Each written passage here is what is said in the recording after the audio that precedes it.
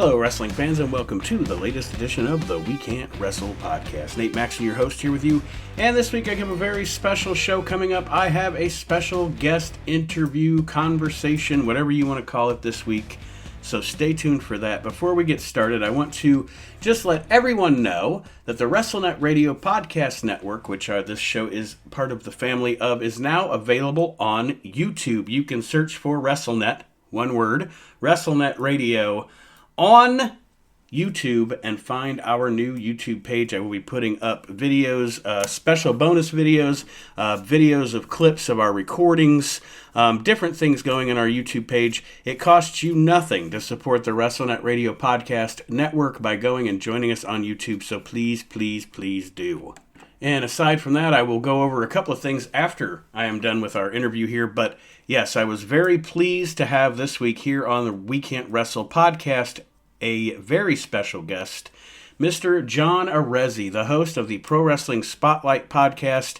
He was the host of the Pro Wrestling Spotlight radio show some 30-odd years ago in the New York area, covering all things wrestling, like the McMahon steroid trials, and when a wrestler passes away, or inside information and interviews with Paulie Dangerously and Mick Foley, at the time known as Cactus Jack, and et cetera, et cetera. Lots of great personalities, lots of great callers, and lots of great info on that show 30 years ago, and 30 years later, listening to the show with John's knowledge of the business. And John's also very proficient in the WWF territory, especially the time of the 70s and the 80s.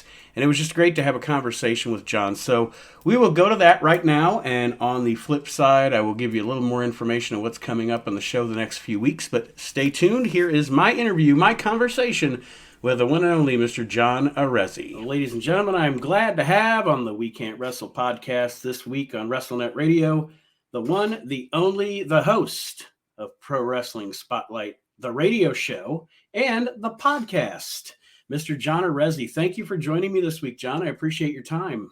No problem, Nate. I really appreciate you asking me to come on. Yeah, we love to, even though I'm only 44, we love to talk about the expanse of history in the show, and I know you have a lot of knowledge about the history, especially the New York area, the WWF territory. So I love to have anybody on that. Like I've had, I don't know if you know Barry Rose. I've had him on to talk about Florida, and just I love it. So I think instead of making this about me like I just did, let's make this about John, our guest. And John, if you just want to tell some of our listeners who may not be familiar with you, when did you first become a wrestling fan? Oh, that really goes back to the 60s. I was a kid, 7 years old, and started watching it on TV. My older sister had called me into the living room to show me that there was this, there were these midget performers at the time wrestling in the ring, and I didn't know what the heck it was. And that same show, Bruno Sammartino appeared, an angle with Dr. Jerry Graham, and I was hooked. I was hooked, and it was the mid 60s, and that's what really started my fandom, which was all those years ago, almost 60. Oh my God, almost 60 years ago. Well, and it's so funny because wrestling's such a generational thing, you know. Like for me, it's funny because the first thing I remember seeing on TV that was wrestling, I was born in 78. It was probably 83.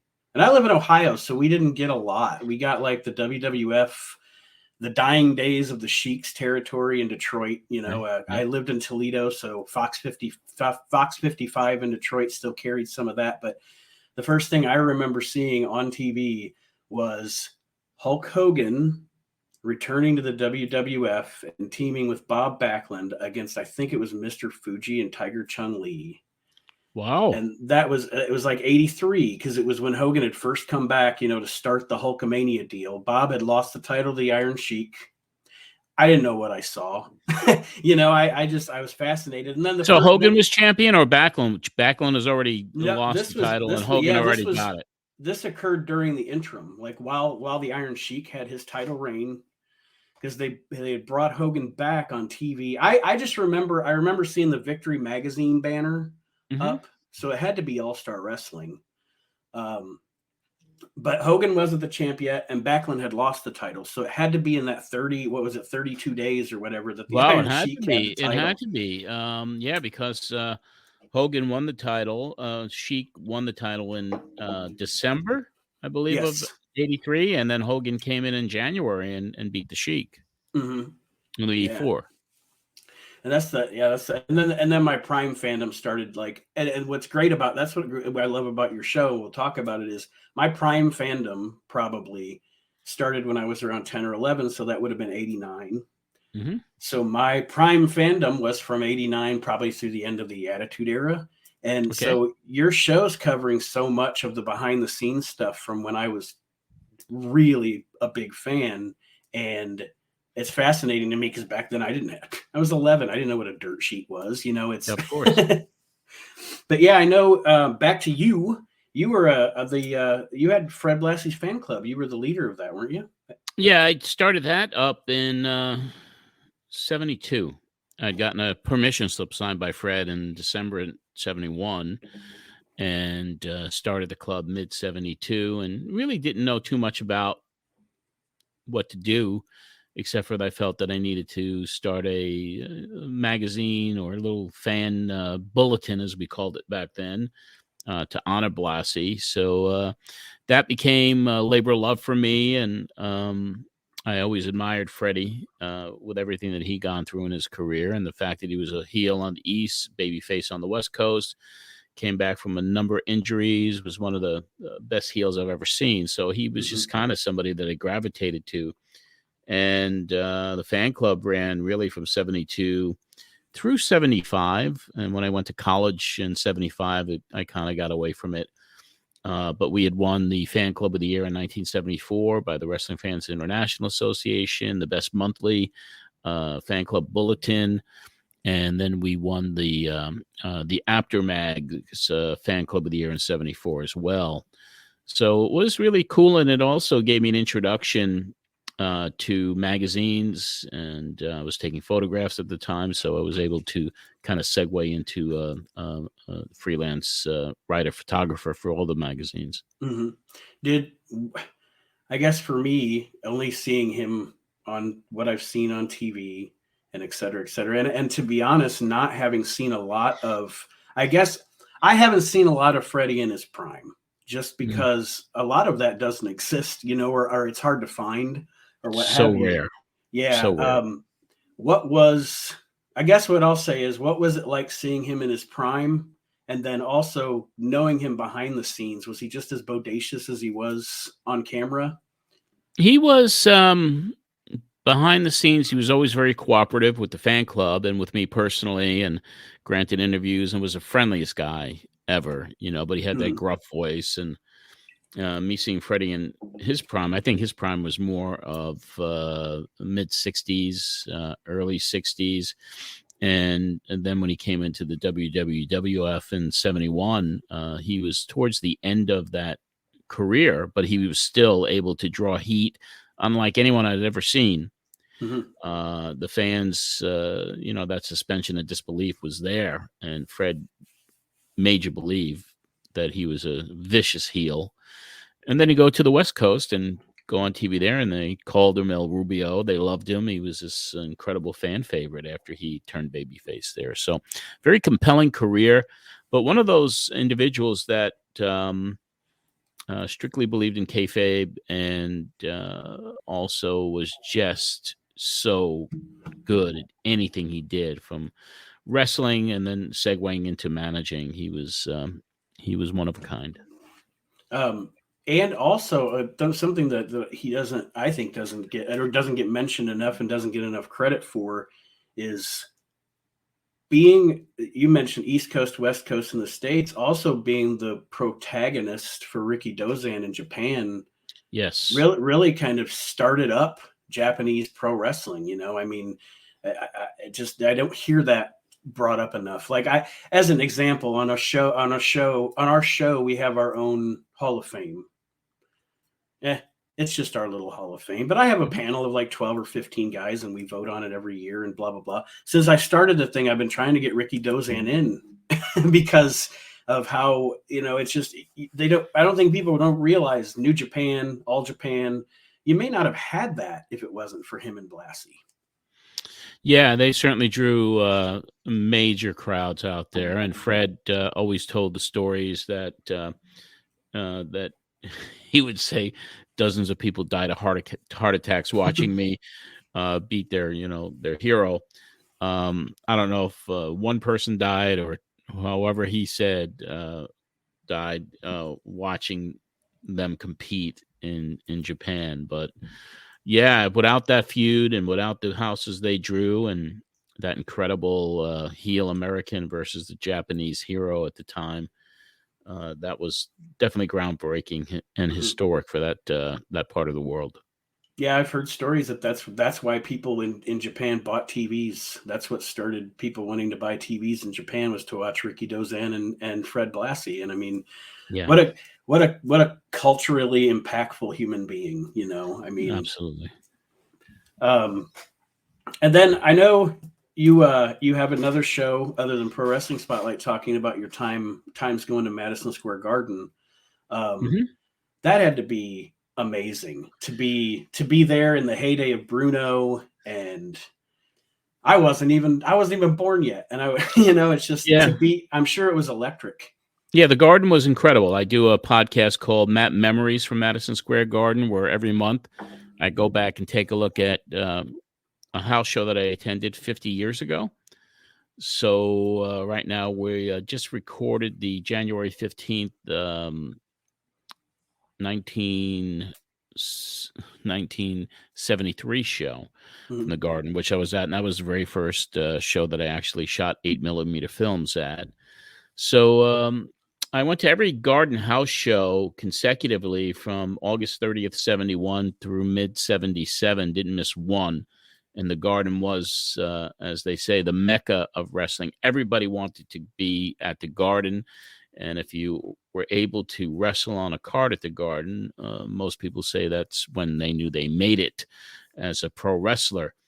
And the beauty of the Garden is that each month, not only the local heroes like Pedro Morales and Bruno and Chief J Strongbow and the other regulars that were there would always be special appearances, whether it's Mil Mascaras coming in from Los Angeles or Ray Stevens, or I mean, there were just so many. The Funks, Dory Senior and Terry, Anoki,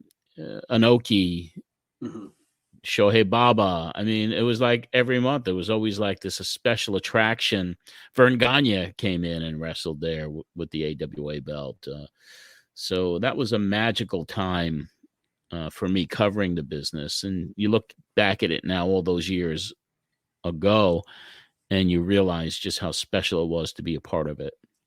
Yeah, and it's the same way, I think, for anybody. You look back and see something where you got to see so many huge stars, and I know Bruno and Pedro were probably the most over faces, would you say, in that territory at the time?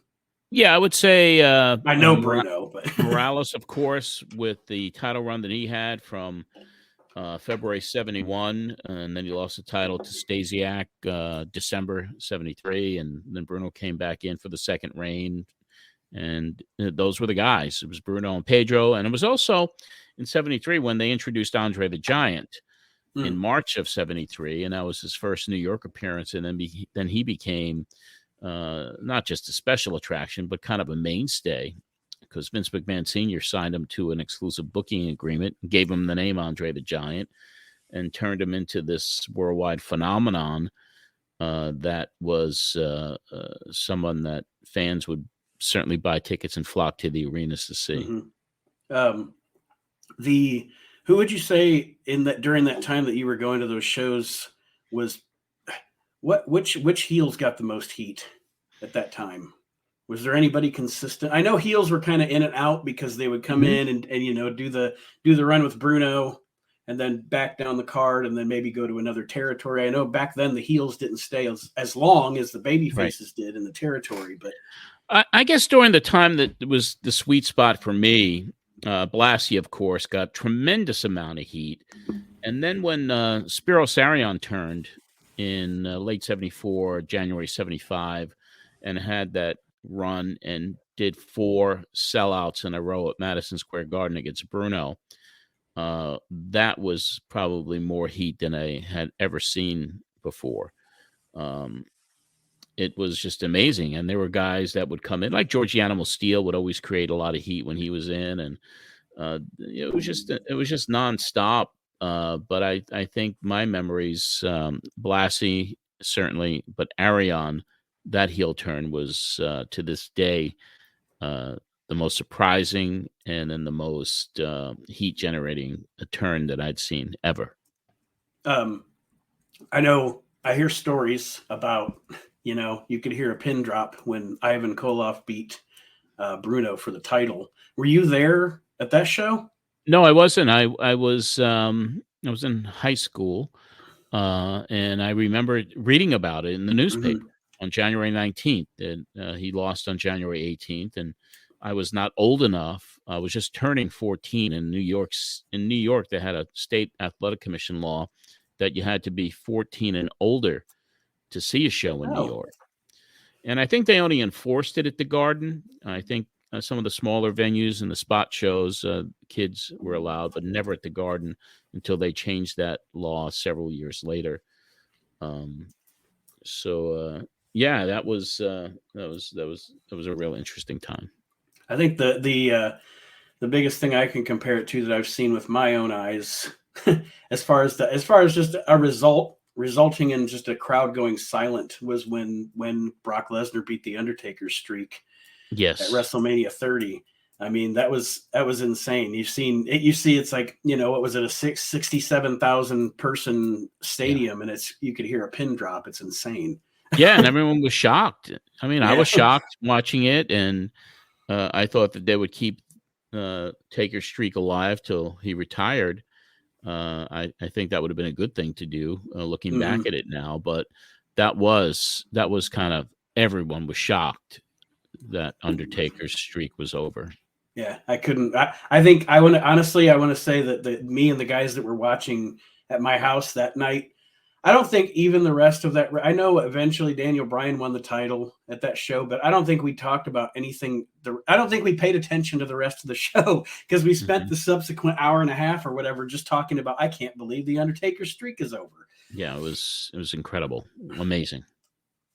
So moving along after, when did you? Okay, so when you got into radio in college, was that your? Yeah, I went to a junior college initially in Boston, Massachusetts, Graham Junior College, and then I transferred over to Emerson College in Boston to get my bachelor's. But I went in to Graham with a concentration for radio and television, and I actually pitched a concept to the program director, which was a pro wrestling spotlight wrestling show for the college station, and the guy fortunately was a wrestling fan, and he decided to give me a shot, and that's where my pro wrestling spotlight days started. It was in 75. It's crazy. Yeah, and it's you think about it in time perspective. Once we get to your radio show on EBD and such, the fact that this is for younger people. Nowadays there are 1,172 pro wrestling podcasts. I always say it's like everybody's got a show now, but back then in the days of radio, there weren't a lot of people covering wrestling on the radio, and that's very innovative for the time. Yeah, it was. I mean, when I was attending as a fan at the Garden when I was 13, 14, there was a public access radio station, WHBI 103.9, I believe, was the dial in New York. And after the Garden shows, they did a wrestling show. Bill Apter was one of the original hosts, and that lasted for a little bit. And then there was a myriad of hosts after that.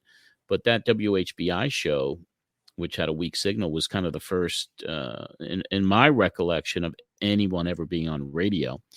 And then when I went to college and started Pro Wrestling Spotlight, it was kind of, couldn't hear it other than in the local Kenmore Square Mm-hmm. vicinity and in the dorms. But I knew that there was something there with Wrestling Talk because everyone in the dorm, my friends, people who followed wrestling that you had no idea who did, and they loved the idea of listening every week and hearing me make predictions. The show was more kayfabe; it wasn't an insider show Right. in college. And the guest I was able to bring on from the Valiant Brothers, Freddie Blassie, the Grand Wizard was on all the time. He was based in Massachusetts. So it was really kind of an interesting concept for pro wrestling talk on radio. And of course, today with podcasts, like you said, there I wouldn't doubt there are 1 million plus podcasts. Everyone has one. Yeah, and that's why I always, I always look and there's a website called Chartable where you can see where you're ranking, Yes. and when I see one of my shows on even at like 145, I'm like, you know what? For all the millions of shows that are out there, I'm happy with 145 at this point. Yeah, that means a lot. And when you see what the Chartable data is, and my show that I do now is, it comes in and it lingers about number 70, 75, 90, goes up sometimes. Mm-hmm. And I'm hoping that this year is going to give it a lot of growth for some of the changes I made. But yeah, I mean, it is a testament because there are so many. And that the upper echelon, the Jim Rosses and the Conrad Thompson empire with all the performers he deals with, and some great content there, and Brian Last and Jim Cornette, and how popular their shows are, and Conan's is another one that's really good. So I mean, when you're looking at the top 30, I mean, these are superstars. Superstars, exactly. Yeah. So coming out of college and then going into now starting the Pro Wrestling Spotlight show on the air on radio. Your first station, why do I always get NYG? It's WNYG. Yeah, I mean, my wrestling talk days. I mean, when I got out of college, I got out of wrestling. I really wasn't in it. I was first working for the New York Mets in a marketing and PR sales capacity in the minor leagues, and then I left that job to manage a country singer. And I really stayed out of the whole wrestling bubble. In 1985, George Napolitano and I went to WNYG because I have such an interesting story. But in 1982, I moved back to New York from the Carolinas, and I started. I got my first real, radio job at WNYG, doing some sports and doing some ad sales. And it was a mom and pop owned station. And then in 85, when wrestling was really exploding, and I moved back to New York, I'd gone back and forth from Carolina to New York twice. And when I moved back to New York permanently for the time, in 85, I went to George and I said, listen, maybe we should do a radio show. And he said yes. He knew a lot of people. He was very well connected. Obviously, yeah. Yes. And so WNYG agreed to give us a Saturday slot. And we did one show there. Tully Blanchard was one of the guests, and Captain Lou Albano was the other. And we played a song, Captain Lou's History of Music. And the owner, who was probably in his 80s at the time, was in the radio station that afternoon and heard it. And it was like, what's this on my radio station? And he threw us off after just one episode. And he threw us off, and that was the end of it. So thanks a lot, Albano.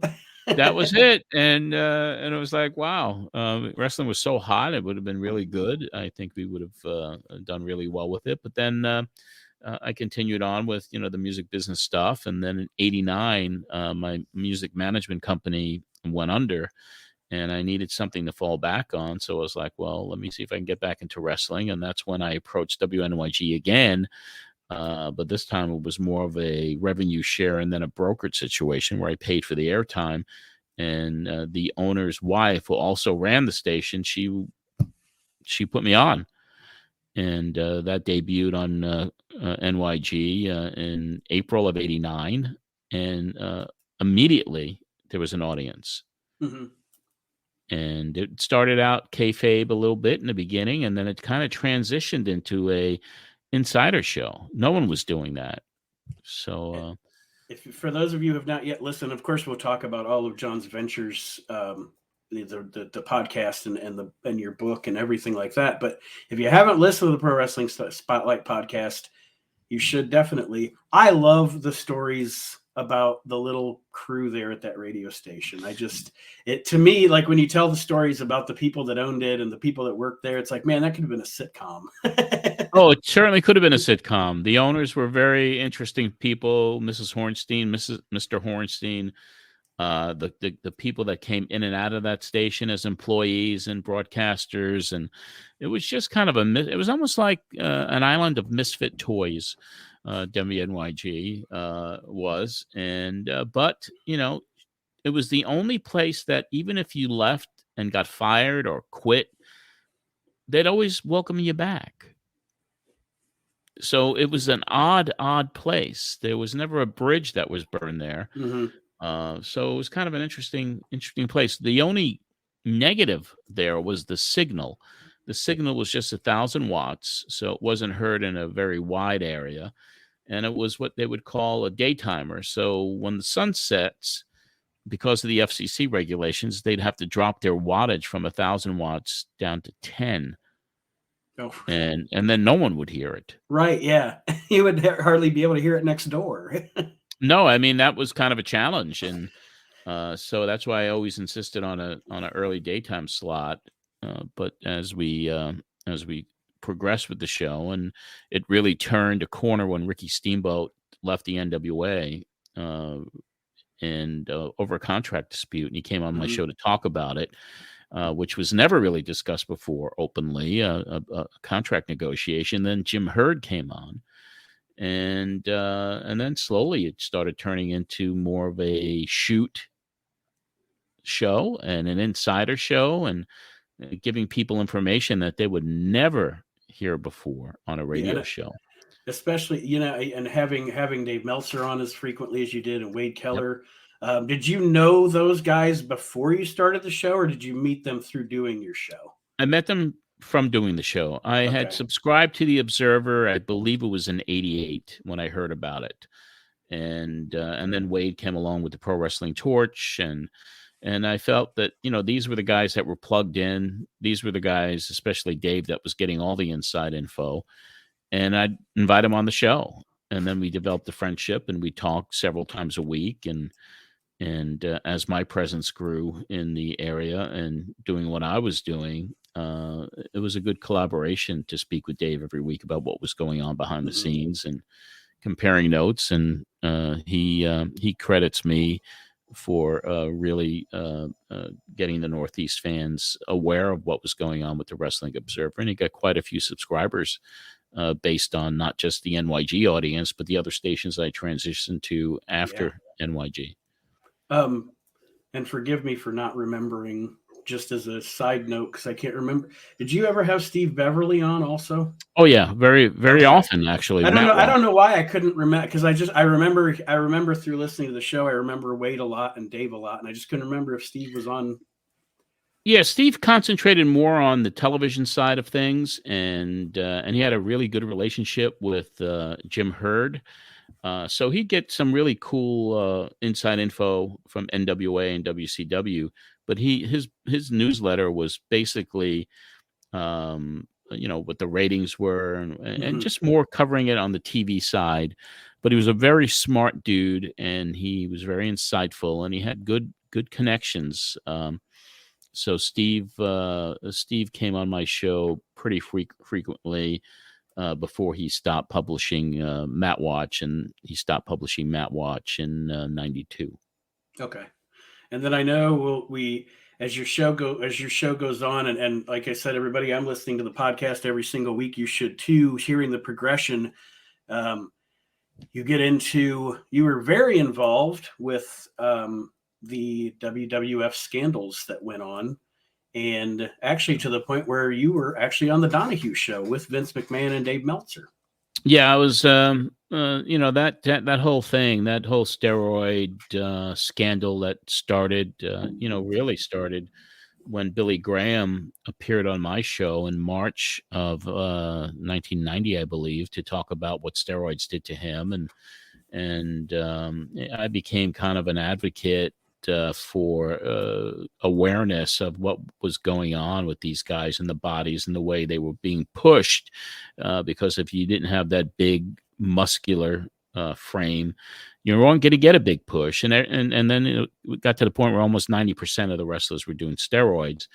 And then Zaharian gets arrested, Dr. George Zaharian, and I'm breaking that story on my radio show. Because Billy Graham was kind of tipping me off on what was going on, and he knew there was investigations and possible arrests that were going to be made. I mean, so I was able to really sink my teeth into that. And then, with all the shenanigans the WWF was doing to not keep everybody informed what was going on, especially when they started a steroid testing policy, it was just a 2 or 3 years of just craziness, and then the sex scandals came about. And so I was one of the guys that everybody went to because I was so embedded in covering everything that was going on with these scandals.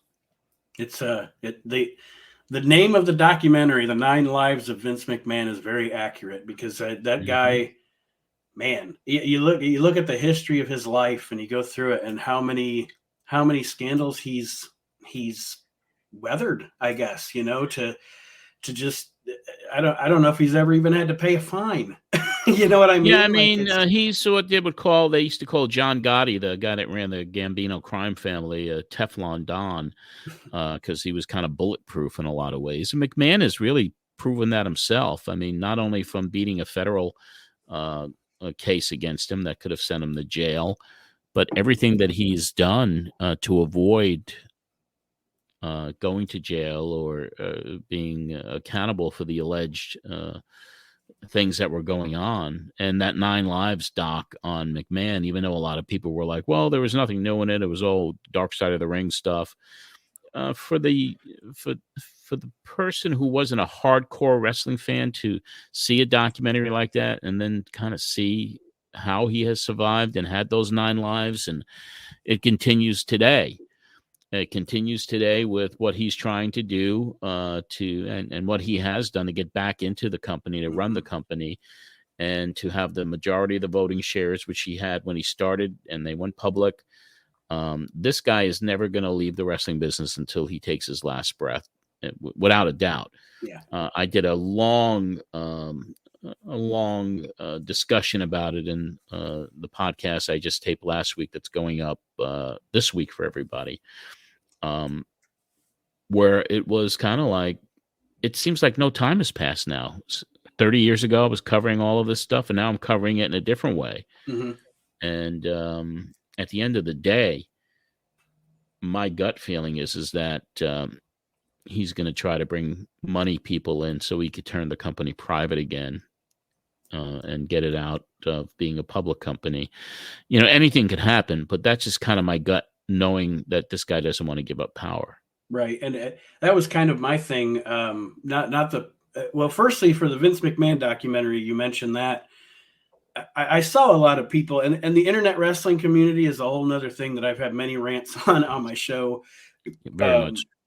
Such a negative, toxic environment. But anyway, a lot of those people that criticize that documentary don't think about the fact that when Vice, when a network like Vice or any network, A&E, anybody makes a documentary about Vince McMahon or a Hollywood star or whatever, they aren't trying to appeal to us, the hardcore fans. No. They have to appeal to a mainstream audience. So like you said, somebody might say, oh, that was just a bunch of footage from Dark Side of the Ring. Well, probably I'd say 60% of the people that watched that documentary didn't even watch Dark Side of the Ring. They were just watching a documentary about this wrestling guy. They're not hardcore wrestling fans. Mm-hmm. So people forget that regular television isn't just trying to appeal to us, the people that, the people that watch. I'm the guy that sits here at 9 o'clock at night after the wife goes to bed and pulls up some old wrestling from 1982 or whatever. Your average person, not that guy. That's true. But yeah, and to what you were saying about Vince, and I will be interested to hear your dissertation on it on the show about going private. I almost thought, like, I guess my instinct was, I was thinking maybe the most potential buyer to me is NBC, just because they've been intertwined with the company since, since they got since TNT, when they went on the Oh USA yeah, Network. yeah. And from that company's perspective, they would think, well, we could spend $6 billion now and just buy the whole thing, or every 5 years have to buy the television rights again. So why not just buy the whole thing, own the whole thing? So I think if they don't go private, I think NBC makes the most sense as far as a buyer goes. It does. I mean, it really does. NBC Universal, owned by Comcast, that is a perfect match, and especially now that the rights fees are going to be negotiated again with NBC Universal for Monday Night Raw, and of course the Peacock deal still has another 2 or 3 years left on it, and then Fox is going to be negotiating a new deal for SmackDown, and both of these networks lost an enormous amount of money over the last since the last deal was consummated. Just based on delivery and audience and advertising revenue. So there is an urgency for the WWE now to sell before these rights fee deals have to be negotiated for the future. Right. Because they're not going to be the same as they got, $1 billion from NBC Universal, $1 billion from Fox for SmackDown. There was $1 billion deal for Peacock, and the WWE still retains the ownership of the intellectual property and the archives and the footage. So a company like NBC Universal, would make sense for them to buy it so they own all of it. But will McMahon do that? Will he pull the trigger with one of those bigger companies? There's a long list of companies like Netflix and even Warner Brothers Discovery. They're all on the list about being potential suitors. It's never, and the list that I've seen, Saudi Arabia has never been on there, but in a way, Saudi Arabia makes the most sense just because they have unlimited money to acquire the WWE or worker deal out with McMahon. I mean, it's very intriguing. It's very, it is a fascinating look at an entertainment company run by a guy who has not only been a genius, but he's also been a pretty bad dude in so many ways. Yeah. I mean, one of those guys that you separate the entertainer from the personality. It's just, I especially being, like I said, a kid of the 80s and 90s, and his product was such a big part of my childhood and my, and that was, the WWF was wrestling to me, and I watched the NWA and WCW, but so I have to say, I can't ever say I loathe Vince McMahon as a promoter, because his product was my product, but as a person, he's a bastard. It's just, the long and short of it is he's a bastard, and it is what it is. But because I don't want to keep you forever, but I had to bring it up because we have a lot of comedy on this show. We do a lot of comedic stuff. And one of the most comedic characters to me as a person in the history of wrestling, I know you had a lot of interaction with him at one point, was Herb Abrams. And we've talked about Herbie here on the show quite a bit, just because what a roller coaster of a human being and a promotion. Yeah, he was one of the most unique individuals I ever met. I mean, he was just a little guy in stature with a big, big, big personality.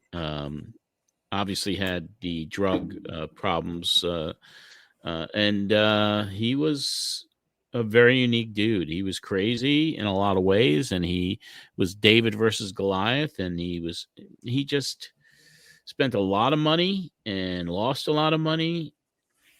But when you look at eccentric promoters, and if you look at people that will live in the lore of wrestling as the most unusual, he would have to come to mind. Oh, most definitely. I mean, one of my favorite episodes we've ever done of this show was we did a review of the UWF Blackjack Brawl, and just I was there.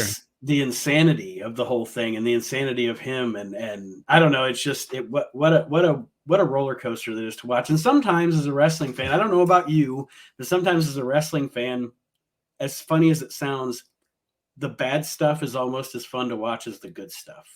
Oh, without a doubt. I mean, it's such a bizarre business, and you have these bizarre individuals that come in, and yeah, it is. It's fascinating to look at the craziness of what the wrestling business really is deep inside it. It's freaking insane. And then also, of course, we round out the conversation. We talked about radio, we talked about your beginnings, and now you are in the podcast business. Mm-hmm. With the Pro Wrestling Spotlight podcast. And if you want to let our listeners know, I've talked about your show. I actually reference your show sometimes on my show. And I always give credit, but I will say, if we're talking about something in historical context, I heard this on John Arezzi's show that was covered, something such and such, but I really love the idea of talking about 30 years ago now. And like I said, I appreciate it just because it really is from the epitome of my young wrestling fandom. Listening to you cover that stuff in real time back then is just fascinating.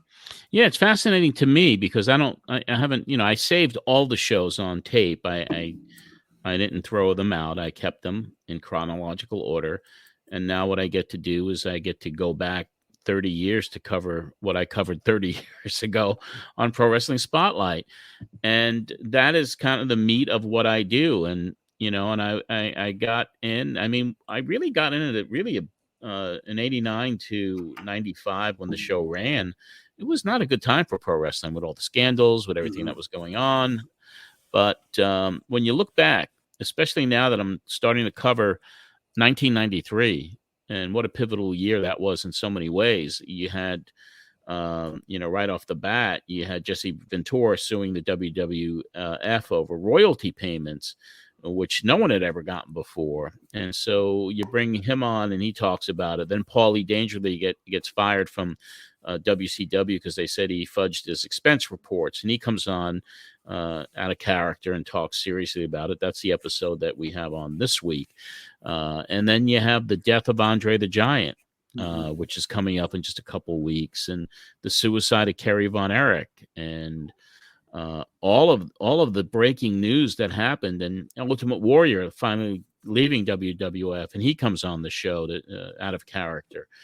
And then later on, Conan comes in, and I put together a deal to bring AAA in with him, and on a show that we're featuring the first week of March. It's Conan's first appearance at WEVD in the studio, and on the telephone is Terry Funk, and that's where those two gentlemen met for the very first time. So it's really fascinating history, and to hear it in real time, and to be able to go and listen to it each week when I put a new show into the cassette machine and I digitize it. I'm fascinated by it. I'm fascinated by what I was talking about 30 years ago. And the real star of the Pro Wrestling Spotlight podcast are the clips, or going back and hearing these individuals in real time. Mm-hmm. And another thing you said about 93 being such a pivotal year, for those of you that may not know or may not have lived through that back then or what have you, you'll also notice as you go through 1993, especially in the WWF, that is when the change in the style also happened because of the whole steroid thing. They're transitioning from guys like Hulk Hogan and the Warlord to guys like Bret Hart and Shawn Michaels. Right. And it's so interesting to watch that transition of the style of the show because you have slimmer, trimmer athletes, the matchups get better. The match quality gets better. And it's just fascinating. It's a fascinating year in wrestling. It may not have been financially successful, but as a fan, it's fascinating to watch. Oh, it certainly is. I mean, it was a down year attendance wise, and I mean, our show, the AAA show that we brought into Los Angeles in August of '93, was the third largest house of the year under WrestleMania and SummerSlam. So, yeah, but for the most part, business was down. But yeah, it was an interesting year, and I look forward to sharing all of these archives and interviews and callers, and even some of the zaniness that took place during that time period, where I bounced around a lot from the station to that station. It was always brokered. No one wanted to pay for a wrestling show back then. So even my personal struggles to try to keep it alive, when I hear it every week, I'm like, it brings back these memories. Like, yeah, I was not a quitter. Well, I'm looking forward to listening to it, and like I said, I always suggest to our listeners that they listen to the Pro Wrestling Spotlight podcast with John Arezzi. And also, if you want to hear, or you don't want to hear, if you want to read John's story, because there's a whole lot more than what we discussed here, you should check out his book, Matt Memories. It's a great book. It's a great read. It's a page turner. I enjoyed it very much. Thank you, and I appreciate you being part of my Patreon community. I mean, oh yeah, I'm very appreciative. And if anybody wants to check it out, it's patreon.com/John Arezzi, and I have all the radio shows up there. You know, we put a new one up every week from 30 years ago. So there are 189 radio shows up there right now, and all kinds of other content. I mean, just photographs that I shot and videos and so much more content is up there. So I'd welcome you. $5 a month gets you in the door, and you have access to 189 radio shows. Right. And yeah, I mean, as a hit, like I mentioned earlier, as a guy that likes to go through the history, especially the stuff that I wasn't even alive for, I like to go back, and there's so much stuff on there. I could get caught up on there for hours. Yeah, you could spend months on there and not hear everything. Yeah. Well, that being said, John, I appreciate your time. I've taken up enough of it. Thank you for being a great interviewer that's letting a not so great interviewer interview you here on the We Can't Wrestle podcast. And again, everybody, join John with his podcast, the Pro Wrestling Spotlight podcast, which actually I'm going to be on in a couple of weeks. So yes, you are. Looking forward to that. And I want to thank you, John, very much for joining us this week. All right. Thank you. It was my pleasure. Well, everyone, there you have it. My conversation with Mr. John Arezzi, and it was a pleasure to have John on the show this week, and I hope to have him back because there's still so much more we could talk about. Just listening back to the interview, I'd love to ask him some questions about being backstage and his interactions with the Grand Wizard and blah, blah, blah, blah, blah. Just so much else I'd love to talk to John about, so we'll definitely have him back sometime. And as he mentioned, and as I have too, please do check out his Pro Wrestling Spotlight podcast. You can find it anywhere that you find your favorite podcasts. And thanks again, John, for being on the show. And as we close out this week, I want to thank all of you for listening. Again, remind you to find the WrestleNet Radio Podcast Network on YouTube and check out all the other shows here on our network. Of course, Reliving the Extreme, where we are reliving literally week to week ECW with Chad Austin and my brother Aaron. And of course, check out If You Smell What the Arch Is Cooking with our host Archie Mitchell, and Mark's Indie Spotlight with Mark Brew, and so many more shows here on the WrestleNet Radio Podcast Network. And I'm very proud of each and every one of them. And next week, we will begin our conversation about the We Can't Wrestle podcast class of 2022. And I'll tell you right now, the people that got in this year, all deserved. It was hard to vote. It's always hard to vote on the ballot because there's some people you want to get in and you can't get in or whatever, and they're only allowed to be on the ballot for 5 years. They have to go back to be inducted or into the induction process or the ballot process. It's crazy. But this year, the Road Warriors, Rowdy Roddy Piper, Shawn Michaels, Gene Okerlund, Fred Blassie, Buddy Rogers, Kurt Hennig, and Paul Heyman all inducted into the We Can't Wrestle Podcast Hall of Fame. And next week, I will start talking to different people that are on the voting panel for the Hall of Fame about who they voted for and what they thought about who got in this year. So stay tuned for that. The Hall of Fame episodes begin next week. And I will stop rambling now and let you all get back to your lives. Thank you once again for joining me this week on the We Can't Wrestle podcast. And we'll see you next time around, everybody. Have a great week.